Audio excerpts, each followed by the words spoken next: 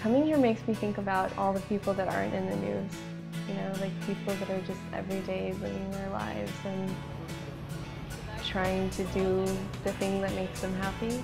And for most people, that's productive, positive things, and that's the same as in the West. And I don't know, I think whenever I travel, it may sound cheesy, but my conclusion is always that like humans are so similar cross-culturally. And of course we've got our quirks and our customs and rituals, but I think at the core of it, everyone is striving for the same thing, happiness and, you know, family and love and peace and all those things. And so I guess I'm really glad that I got to come here and get to know some of the few of the millions of people that are in the news but are just living their lives.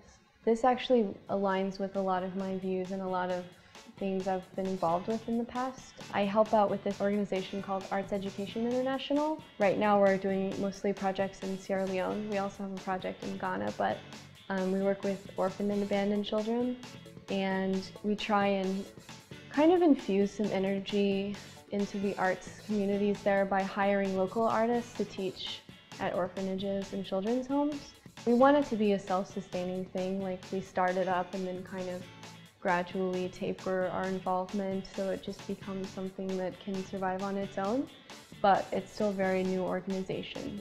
We've been working in this village that's like, I mean, they don't have electricity, they don't have running water, there's no infrastructure, the roads are like, you know, it's just unbelievable. And we're bringing arts education. Are we fulfilling the hierarchy of needs correctly? I've sort of come to the conclusion that if you are inclined to do this kind of work, if it's something that speaks to you, then there's a reason for that. And I feel that if you have an inclination towards doing work in a specific field, then you'll do it well.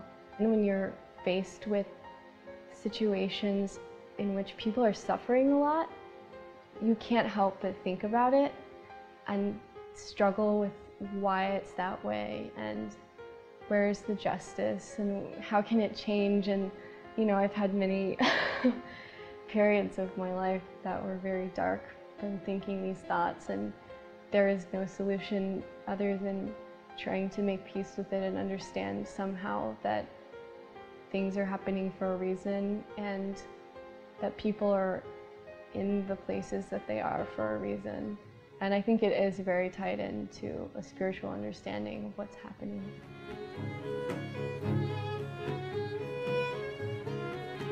And I think in the music school, there's a place where we're finding some spaces opening up, because we're all sort of, we had this common element of we're young people, you know, looking into music. And so I think there was a sort of a ground set up for us to meet on at the music school, which was really nice. It was really nice to sort of be in this room and be like, okay, yeah, we have, you know, yes, we've got all this other stuff that we're very different, but we do have this space of, we're young, we're seeing what music is, and we're trying to have a go at it.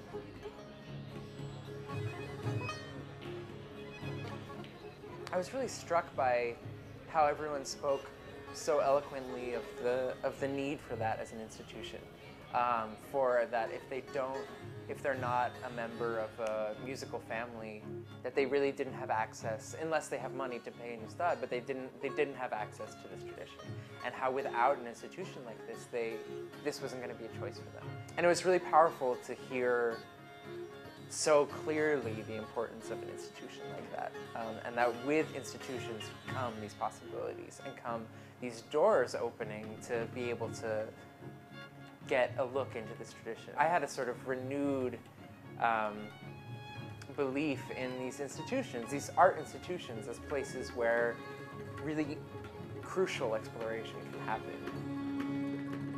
I spent some time in a music school in the States, but it, I think, had sort of lost track of those ideals, and it had become more about a certain kind of success in music.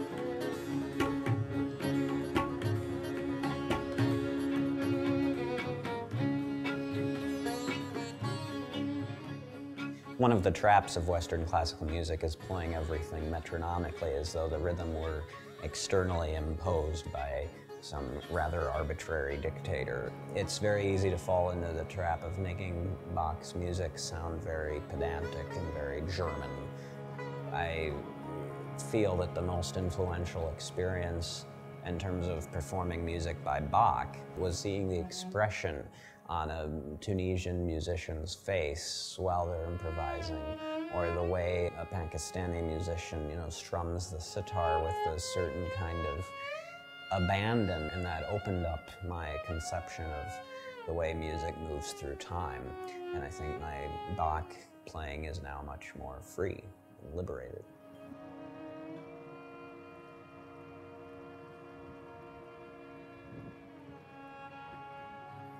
Westerners long ago persuaded ourselves not just that we can conquer space and time, but that we should.